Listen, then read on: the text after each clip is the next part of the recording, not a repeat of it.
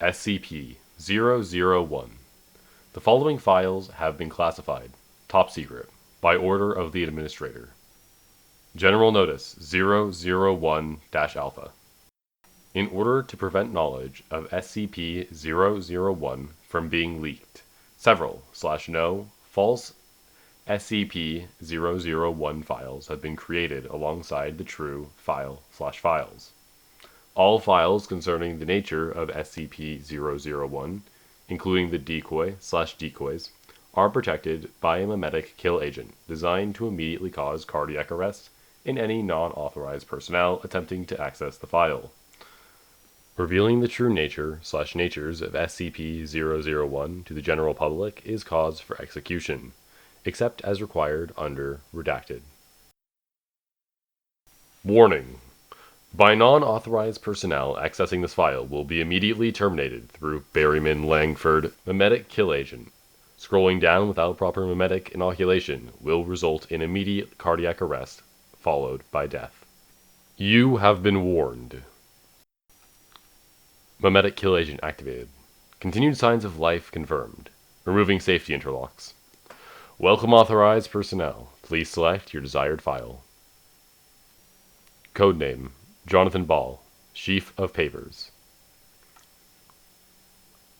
Item Number: SCP-001. Object Class: Keter. Special Containment Procedures. To date, no adequate containment procedure has been developed to deal with the possible threat posed by SCP-001. This is due, in part, to the controversial nature of the item and debates concerning the necessity of its containment. This controversy is reflected in the item's changing object class and the procedures utilized in its containment. The current administration, despite charges of paranoia, has classed the object Keter, while requesting permission for a higher object class to be created and applied uniquely to this item, considering it to be the most dangerous of all known or possible items. The reason for this classification and changing attitude towards SCP-001 are dealt with in the description and notes.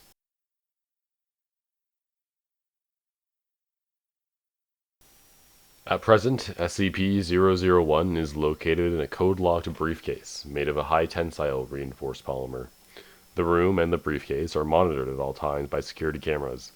The briefcase cannot be opened without unanimous special clearance from all current O5 officers. The briefcase itself is stored in a small, fully lit, single-room, off-site building erected in Redacted. Class D personnel are posted to guard the building, but may not enter without the aforementioned agreement from the O5 officers, under threat of immediate termination. This off-site building exists for the sole purpose of housing SCP-001 and is wired for detonation in an emergency. It is the opinion of the current administration that SCP-001 represents the greatest threat to national and global security known to exist. Nevertheless, due to special circumstances regarding its mode of function, further research on the item is disallowed, despite its promotion in the past, when SCP-001 was contained in minimum security conditions. Description: SCP-001 is a simple sheaf of paper, stapled together in the top left corner. The top sheet is a covering sheet, reading simply, Confidential Report on Special Items. Classified. The number of subsequent papers stapled to this covering sheet is indeterminate, and have ranged from 3 to 30.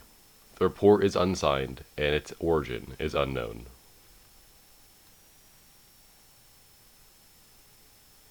The first appearance of this report was on Redacted, when it appeared on the desk of Redacted, Deceased. The report at the time described the living room, SCP-002. Shortly after reading the report with incredulity, Redacted was contacted by phone regarding said item. The next time Redacted perused SCP-001, it described not the living room, but biological motherboard, SCP-003. Redacted immediately closed SCP-001, thinking it was a different report, and searched for the original report on SCP-002.